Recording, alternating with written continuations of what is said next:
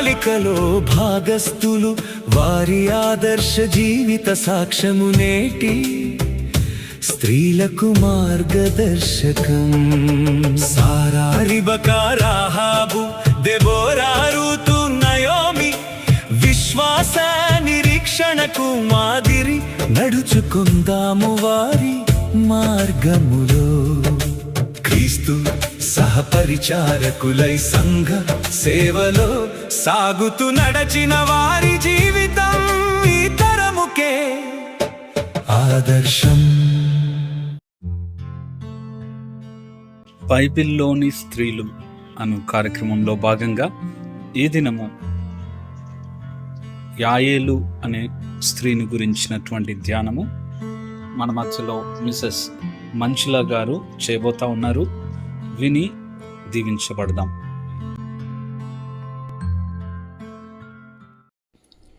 Grace Telugu Christian radio శ్రోతలకు మన ప్రభువైన యేసుక్రీస్తు నామంలో శుభాభివందనములు.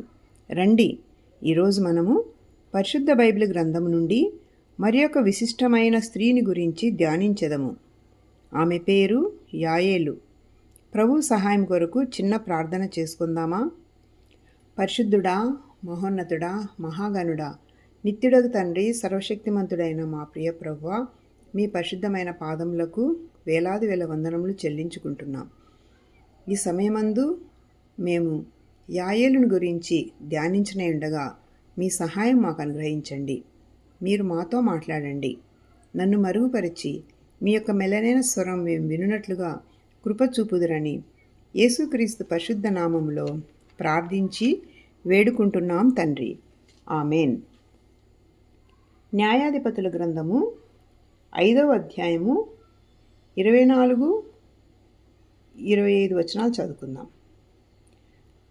కయీనీయుడైన హెబెరు భార్య యాయేలు స్త్రీలలో దీవెన నొందును. గుడారములలో నుండి స్త్రీలలో ఆమె దీవెన నొందును. అతడు దాహం అడిగెను, ఆమె పాలు తెచ్చి ఇచ్చెను. సర్దారులకు తగిన పాత్రతో మీగడ తెచ్చి ఇచ్చెను. ఆమె మేకును చేత పట్టుకొనెను, పనివాని సుత్తెను కుడి చేత పట్టుకుని సిసెరాను కొట్టెను. వాని తలను ఆమె పగులగొట్టెను. ఆమె అతని తలను సుత్తెతో కొట్టగా అది పగిలెను. దేవుని మనతో మాట్లాడును గాక. ఇక్కడ మనము యాయేలుని గురించిన మాటలను చదివాం. యాయేలు కయీనీయుడైన హెబెరు భార్య, గుడారములో నివసించు ఒక సామాన్య స్త్రీ. తన భర్త హెబెరు కయీనీయుడు. అతని గురించిన కొన్ని విషయాలు మనం గమనించినట్లయితే, అతడు కయీనీయుల నుండి వేరుపడి ఇశ్రాయేలీయులు నివసించు పట్టణమునకు వచ్చెను. నఫ్తాలీయులకు ఇవ్వబడిన పట్టణము కెదెషు. ఆ కెదెషునొద్ద జైనన్నీములోని మస్తకీ వృక్షమునొద్ద తన గుడారమును వేసుకుని ఉండెను. ఈ హెబెరు కయీనీయుడైనప్పటికీ వారి నుండి ప్రత్యేకపరచబడి ఇశ్రాయేలీయులు నివాసమున్న స్థలమునకు వచ్చినట్లుగా మనం చూస్తాం. అనాది కాలంలో మరి కయీను దేవుని చేత శపించబడినవాడు. మరి అతని యొక్క వంశస్థులందరూ కూడా శాపము క్రింద ఉన్నవారే. మరి అట్టి వారి నుండి, కయీనీయుల నుండి ఈ హెబెరు వేరుపడి శాపగ్రస్తమైన స్థలమును వదిలి ఆశీర్వదింపబడిన స్థలమునకు చేరుకున్నట్లుగా మనము చూస్తాం. అయితే పరలోకమందున్న దేవుడు ప్రతి ఒక్కదానిని కూడా కనిపెట్టువారై ఉన్నారు. అది ఎంత సూక్ష్మమైనదైనా సరే ఆయనకు అనుకూలమైన దానిని చేసిన వారిని ఆయన కనిపెట్టువాడని దీని ద్వారా మనం తెలుసుకోగలుగుతాం. వీరి యొక్క తీర్మానము ప్రభువును సంతోషింపచేసింది. ఆ యొక్క కుటుంబాన్ని ఆయన ఏర్పాటు చేసుకున్నట్లుగా మనము గుర్తెరుగుదుము. ఈ యాయేలు దేవుని ఏర్పాటులోనికి అద్భుతమైన రీతిలో వచ్చినట్లుగా మనము చూస్తాం. అది ఏ విధంగా జరిగిందో బైబిల్ గ్రంథమందు న్యాయాధిపతుల గ్రంథము 4వ అధ్యాయము 1 వచనాల్లో మనకు రాయబడి ఉన్నది. ఇశ్రాయేలీయులు ఇంకనూ యెహోవా దృష్టికి దోషులైరి గనుక యెహోవా హాసోరులో ఏలు కనాను రాజైన యాబీను చేతికి వారిని అప్పగించెను. అతని సేనాధిపతి అన్యుల హరోషెతులో నివసించిన సిసెరా. అతనికి 900 ఇనుప రథములుండెను.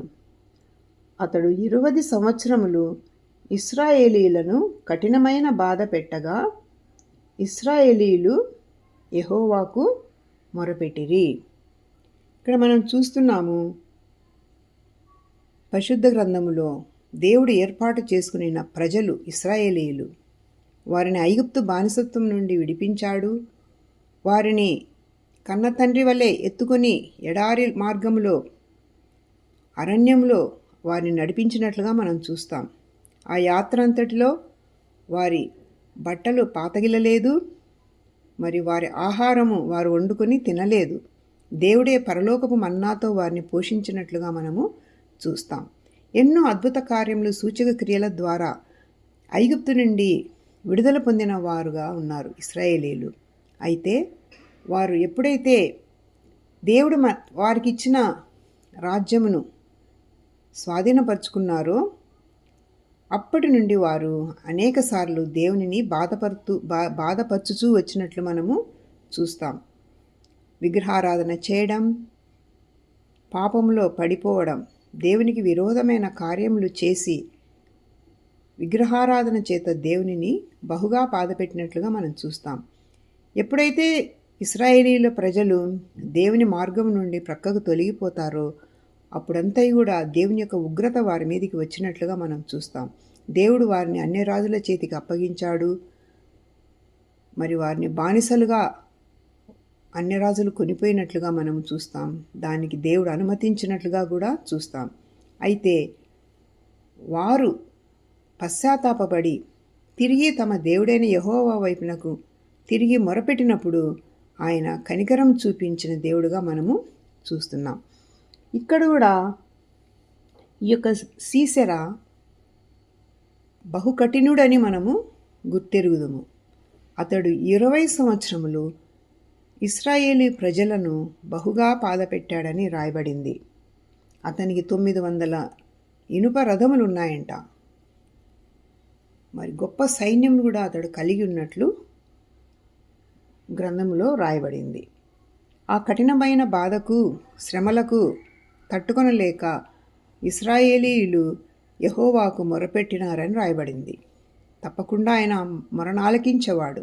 ఆయన కనికరం గల దేవుడు, దయా దాక్షిణ్యం కలిగిన దేవుడు, కృపా సమృద్ధి కలిగిన దేవుడు గనుక వారిని క్షమించి మరలా వారికి విమోచన కలుగజేయుటకై తన వాక్కును న్యాయాధిపతి ప్రవక్తి అయిన దెబోరాకు పంపినట్లుగా మనం చూస్తాం.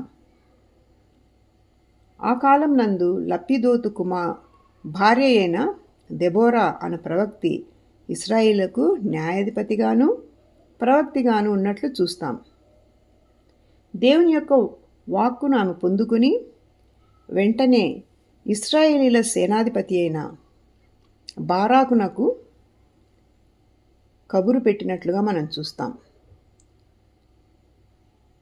బారాకును 6వ వచనంలో మనము ఆ విషయాన్ని చదువుదాం.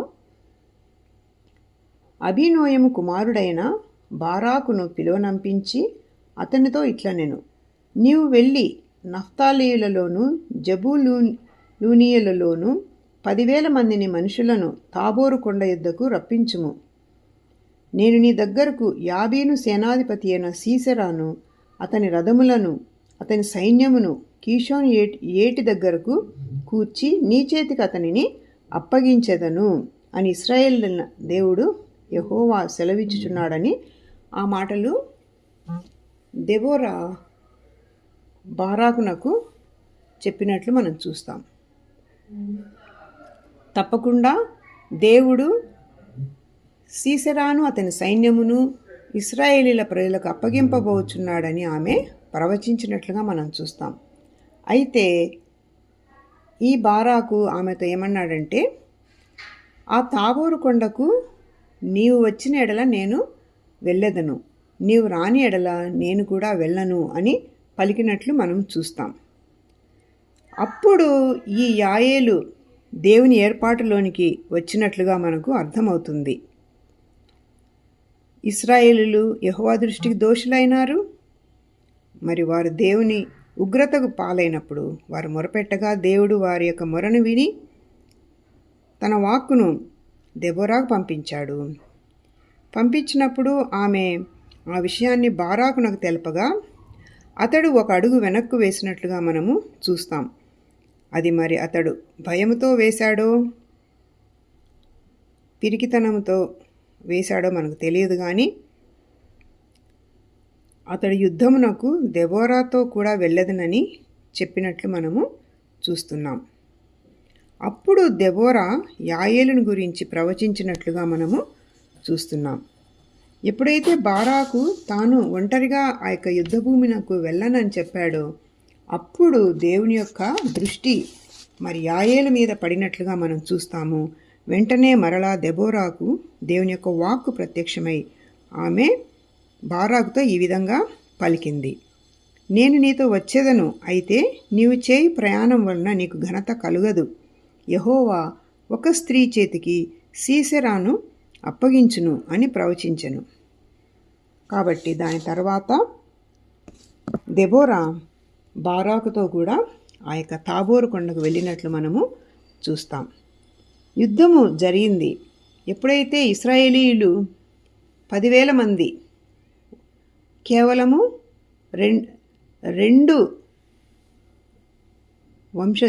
ఇద్దరు వంశస్థులు అనగా జబూలూనీయులు, నఫ్తాలీయులు వీరు మాత్రమే వచ్చినట్లు మనం చూస్తాము. వారు 10,000 మంది అని చూస్తున్నాం. ఆ యుద్ధమునందు యెహోవా దేవుడు సీసెరా యొక్క 900 రథములన్నిటినీ అతని సర్వసేనను కలవరపరచగా సీసెరా రథము దిగి కాలినడకను పారిపోయెను. ఇక్కడ మనం గమనించాల్సింది యెహోవా దేవుని యొక్క కృప ఎంత గొప్పది అంటే తన ప్రజలను కాపాడుటకు వారి పక్షంగా యుద్ధం చేయుటకు ఆయనే దిగివచ్చు దేవుడు. ఆయనే, అందుకనే ఆయన పేరు సైన్యములకు అధిపతియగు యెహోవా అని పేరని మనం చూస్తున్నాం. యుద్ధము యెహోవాదే. ప్రతిసారి ఇశ్రాయేలుల పక్షమున యుద్ధము చేయుటకు ఆయన దిగువచ్చువాడు. అంతేకాక తన దూతలను పంపివాడు అని మనము చూస్తున్నాం. ఊరికి నిలుచుండి చూడుడి, యుద్ధము యెహోవాదే అని మనం చూస్తున్నాం. వారు యుద్ధభూమిలో నిలవవలసిన వారు అంతే. ధైర్యం కలిగి దేవుడు తమకు సహాయం చేస్తాడన్న విశ్వాసం మాత్రం వారికి ఉన్న చాలును. దేవుడు వారి పక్షముగా యుద్ధం చేసి జయించి విజయాన్ని తన ప్రజలకు ఇచ్చువాడుగా ఉంటున్నాడు. ఆ దినములలో కనాను రాజు హెబెరు వంశస్థులకు సమాధానం కలిగి ఉన్నది. అనగా కనాను రాజైన యాబీను రాజు, అతడికి హెబెరు వంశస్థులకు సమాధానం కలిగి ఉన్నందున సీసెరా తన రథము తిరిగి కాలినడకన పారిపోతూ యాయేలు గుడారమునకు వచ్చినట్లు మనం చూస్తాం. అప్పుడు యాయేలు అతనిని ఎదుర్కొనబోయి తన గుడారములో అతనికి ఆశ్రయం ఇచ్చింది. అతడు అలసిపోయి నీళ్లు అడిగినప్పుడు ఆమె పాలబుడ్డి తెచ్చి అతనికి దాహం నాకు ఇచ్చిందని రాయబడింది. అంతటా అతడు అలసట చెందుట చేత గాఢ నిద్ర పోయాడు. అప్పుడు ఆమె గుంగలితో అతనిని కప్పింది. వెంటనే ఆమె ఒక గుడారపు మేకును సుత్తెను తీసుకుని వచ్చి నేలను దిగునట్లు ఆ మేకును అతని కనతలలో దిగగొట్టగా అతడు మరణమాయెను. ఇంత గొప్ప కార్యము, ఇంత సాహస కార్యము ఒక సామాన్య స్త్రీ చేయగలదా అంటే మనము చేయదు అని అంటాం. కానీ ఆమె ఎవరి చేత బలపరచబడింది అని చూసినట్లయితే దేవుడైన యెహోవా చేత ఆమె బలపరచబడింది. దేవుని యొక్క ఆలోచనలు ఆమె స్వీకరించి ఈ గొప్ప పనికి పూనుకున్నట్లుగా మనము చూస్తాం. ఆమె యెహోవా దేవునికి అంది వచ్చిన ఒక విశిష్టమైన పనిముట్టు అని మనము తెలుసుకుంటాం. ఆమె దేవుని యొక్క ఏర్పాటులో ఉంది. నిజమే. 1 కొరింథీయులకు రాసిన పత్రిక 1వ అధ్యాయము 27 నుండి 29 వచనాల్లో ఈ విషయమే రాయబడి ఉంది. ఏ శరీరియు దేవుని ఎదుట అతిశయింపకుండునట్లు జ్ఞానులను సిగ్గుపరచుటకు లోకములో వెరివారిని దేవుడు ఏర్పరచుకొని ఉన్నాడు. బలవంతులైన వారిని సిగ్గుపరచుటకు లోకములో బలహీనులైన వారిని దేవుడు ఏర్పరచుకొని ఉన్నాడు. కాబట్టి ఆయన ఏర్పాటు ఎంత గొప్పది. బలహీనులనే ఆయన బలపరచువాడై ఉన్నాడు. ఆయన ఎవరినైనా తన పని నిమిత్తము వాడుకొనగలడు. అయితే ఆయన చేతికి వారు అంది రావాలి. యాయేలు దేవుని చేతికి అంది వచ్చిన విశిష్టమైన పనిముట్టు అని మనము గ్రహించగలము. ఆ విధంగా దేవుని యొక్క సంకల్పమును సంపూర్ణముగా యాయేలు నెరవేర్చింది. సీసెరాను వెదుగుతూ వచ్చిన బారాకునకు మరణించిన సీసెరాను చూపించింది. ఈ విధంగా బారాకునకు రావాల్సిన ఘనత యాయేలునకు వచ్చింది అని మనం చూస్తాం. దేవుడు ఎంత గొప్ప దేవుడు. ఆయన స్త్రీలకు ఎంతో విలువనిచ్చినట్లుగా మనం పరిశుద్ధ గ్రంథమందు చూడగలం. ఆయన పరిశుద్ధ పరిచర్యలో స్త్రీలను బహుగా దేవుడు వాడుకున్నాడు. ఆయన ఏర్పాటు ఎంత గొప్పది. బలహీనురాలు, సామాన్యురాలు, గుడారంలో నివసించే ఆ యాయేలును దేవుడు ఏర్పాటు చేసుకున్నాడు. తన విశిష్టమైన పని కొరకై ఆ యొక్క విశిష్టమైన పనిముట్టును దేవుడు ఏర్పాటు చేసుకున్నట్లుగా మనము చూస్తున్నాం. యాయేలు దేవుని బట్టి ధైర్యపరచబడి ఆమె శూరత్వముతో మరి ఆ యొక్క ఇశ్రాయేలీల శత్రువైన సీసెరాతో యుద్ధమాడింది అని మనం చూస్తాం. సీసెరాను సంహరించుటకు ఆమె యుద్ధభూమికి వెళ్ళలేదు, కానీ తన గుడారమునే యుద్ధభూమిగా మార్చుకున్నట్లుగా మనం చూస్తాం. దేవుని చేత బలపరచబడి ఆమె యుద్ధములో విజయం పొందిందని మనం చూస్తాం. దేవుని నామమునకే మహిమ కలుగునుగాక. హల్లెలూయా. ఆమె శక్తి కాదు, ఆమె బలము కాదు, కానీ దేవుడిచ్చిన బలము, దేవుడిచ్చిన శక్తి, ఆత్మ బలము, ఆత్మశక్తి అని మనము చూడగలము.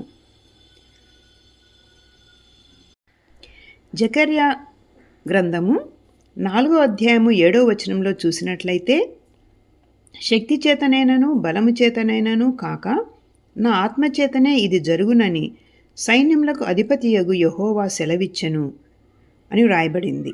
కాబట్టి మన శక్తి చేత కాదు, మన బలము చేత కాదు, కానీ దేవుని యొక్క ఆత్మచేతనే సమస్తము సాధ్యమవుతుందని వాక్యంలో రాయబడింది. ప్రియమైన వారలారా, మన జీవితాల్లో కూడా అనేక విషయాల్లో మన శక్తిని మనము ఆధారం చేసుకొనక, మన యొక్క తెలివిని, మన యొక్క జ్ఞానాన్ని ఆధారం చేసుకొనక, దేవుని యొక్క శక్తి మీద, దేవుడు అనుగ్రహించే ఆత్మబలం మీద మనం ఆధారపడవలసిన వారము. ఆయన అభిషేకం మీద ఆధారపడవలసిన వారము. అప్పుడే మనం మన యొక్క కార్యములలో గొప్ప ఫలమును, విజయమును చూడగలమని ఈ యొక్క వాక్యం ద్వారా హెచ్చరించబడుతున్నాం. మనకు శత్రువు ఉన్నాడు కదా.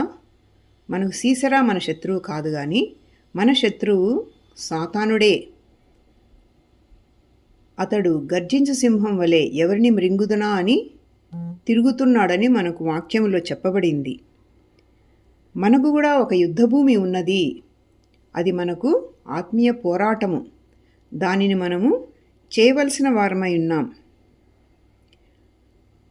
శత్రువైన సాతాను యొక్క కార్యములను, అంధకారం యొక్క కార్యములను సంహరించుటకు మనకు దేవుని యొక్క ఆత్మబలం అవసరమై ఉన్నది అని మనం చూస్తున్నాం.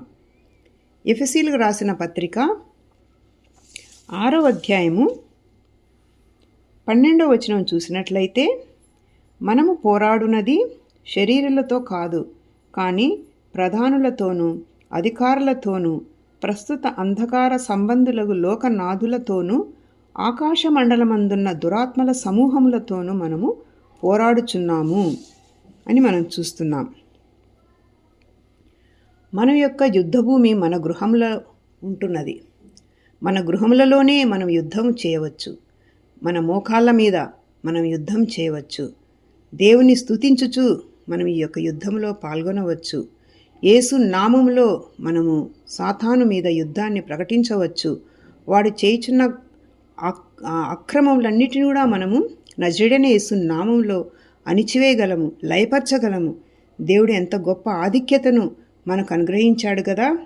స్త్రీలము మనము బలహీనులమని, బయటకు వెళ్ళలేమని, మా చేత ఏ పని కాదని మనం అనుకోనని అవసరం లేదు. ఎందుకంటే అద్భుతమైన శక్తిని, మరి లోకంలో ఎక్కడ లేని ఆ యొక్క బలమైన శక్తిని, పరిశుద్ధాత్మని దేవుడు మనకు అనగా రక్షింపబడిన వారికి బహుమానంగా ఇచ్చినట్లుగా మనకు అపోస్తుల కార్యము 2వ అధ్యాయము 38వ వచనంలో మనం చూడగలుగుతాం. మరి మారు మనసు పొంది మరి బాప్తిస్మం తీసుకున్న వారికి దేవుడు పరిశుద్ధాత్మను వరమును ఇచ్చినట్లుగా దేవుడు వాక్యం నందు రాయించున్నాడు. కాబట్టి మన శక్తితో కాక మనలో నివాసం ఏర్పరచుకొనిన పరిశుద్ధాత్మని ద్వారా మనము ఎన్నో కార్యములను మనము చేయగలుగుతాం. దేవుని చేతికి మనము అంది రావచ్చు.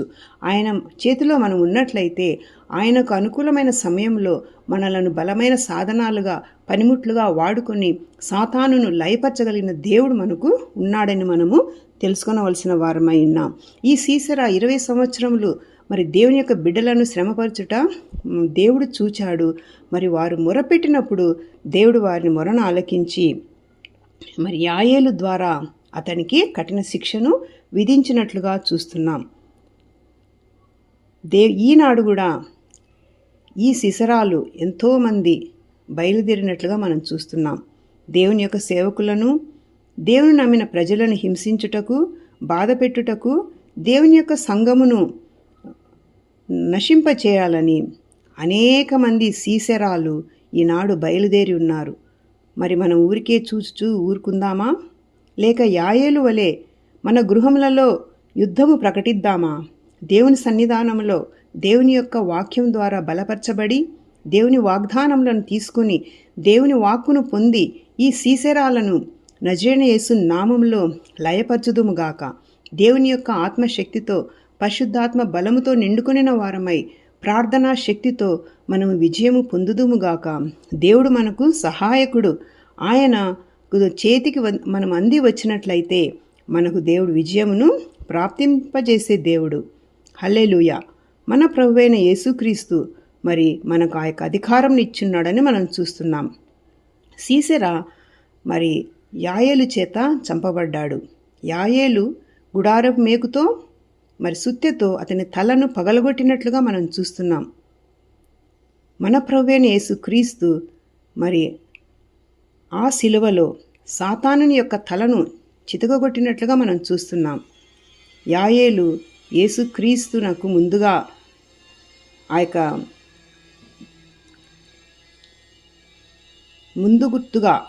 ముంగుర్తుగా ఉన్నట్లుగా మనం చూస్తాం కదా.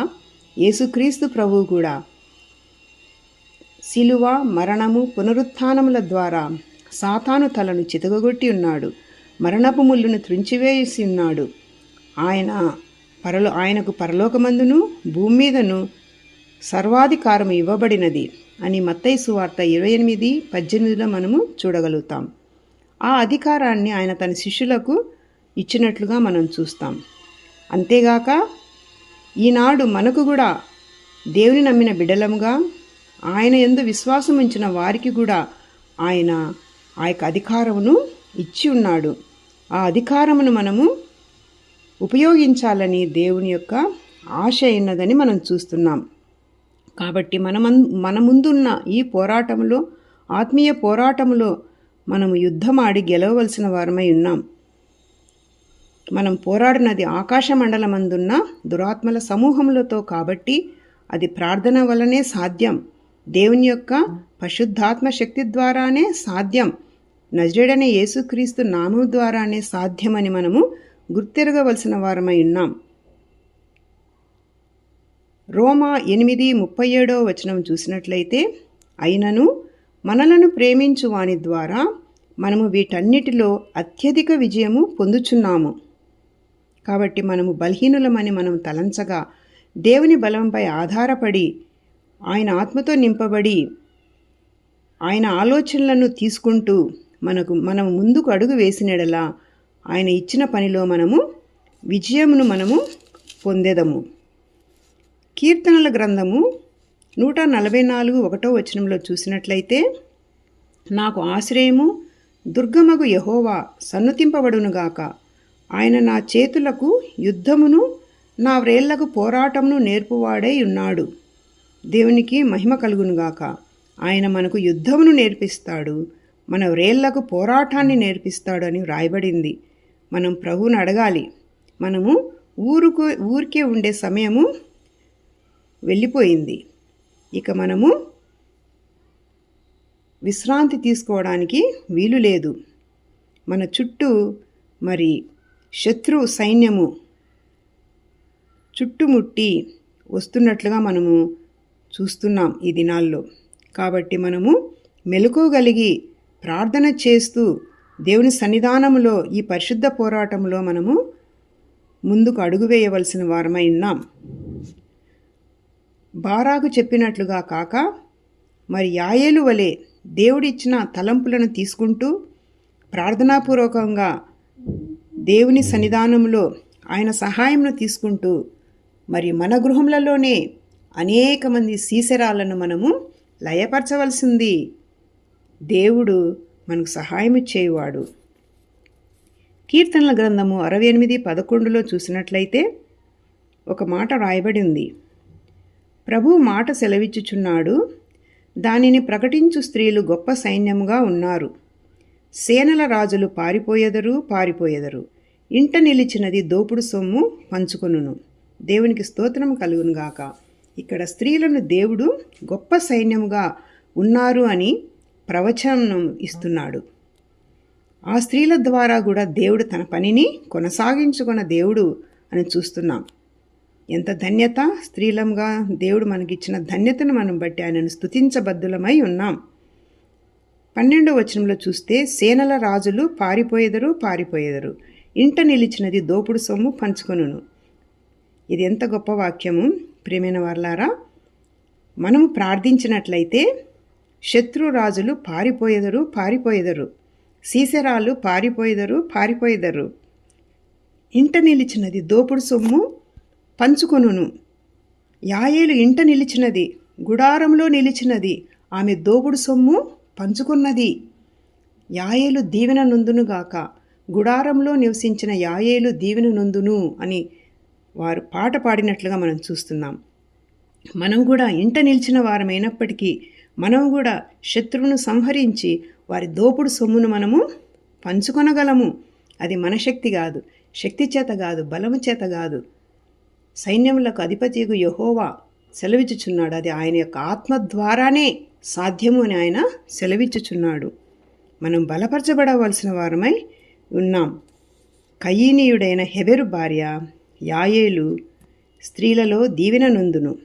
గుడారంలో నుండి స్త్రీలలో ఆమె దీవెన నొందును. యాయేలు వలె మనము కూడా ప్రభు కొరకు పరాక్రమము చూపుదుమా, సాహస కార్యములు చేయుదుమా, అనేక మంది సీసెరాలను క్రిందకు పడగొట్టుదుముగాక. దేవుని ఆత్మచేత, దేవుని బలము చేత, యేసుక్రీస్తు నజరేయుడైన యేసుక్రీస్తు నామములో ఈ కార్యం మనం చేయుదుముగాక. ఆయనే మనల్ని బలపరచువాడు. ఆయన నామమునకు యుగయుగములు మహిమ, ఘనత, ప్రభావములు చెల్లునుగాక. ఆమెన్. చిన్న ప్రార్థన. ప్రభువా, మహిమగల రాజా, మీ పరిశుద్ధమైన పాదాలకు వందనాలు. అయ్యా, యాయేలు జీవితం ద్వారా మాతో ఎన్నో విషయాలు మాట్లాడినందుకై స్తోత్రములు. ప్రభువా, మమ్మను బలపరచండి. మీ యొక్క ఆత్మ అభిషేకమును మాకు మెండుగా దయచేయండి. మేము కూడా అనేక సీసెరాలను కిందకు పడగొట్టడానికి శక్తిని దయచేయండి. ఈనాడు నీ సేవకురాండ్రు ప్రభువా ఎంతో శ్రమను పొందుతున్నారయ్యా. అనేక మంది చెరసాలలో బంధించబడి ఉన్నారు, బయటికి రాలేని స్థితిలో ఉన్నారు.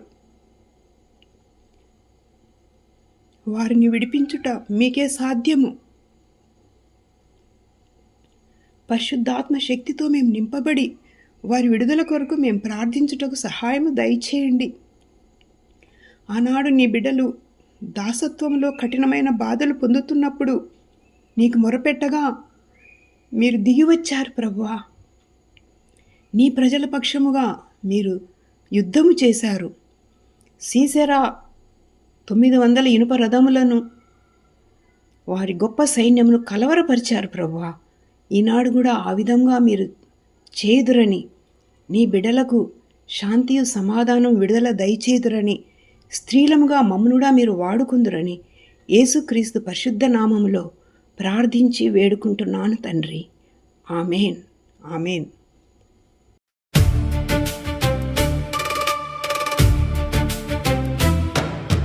బైబిలులోని స్త్రీలు దేవుని ప్రణాళికలో భాగస్థులు. వారి ఆదర్శ జీవిత సాక్ష్యము నేటి స్త్రీలకు మార్గదర్శకం. సారా, రిబకా, రాహాబు, దెబోరా, రూతు, నయోమి విశ్వాస నిరీక్షణకు మాదిరి. నడుచుకుందాము వారి మార్గములో. క్రీస్తు సహపరిచారకులై సంఘ సేవలో సాగుతూ నడచిన వారి జీవితం ఈ తరముకే ఆదర్శం.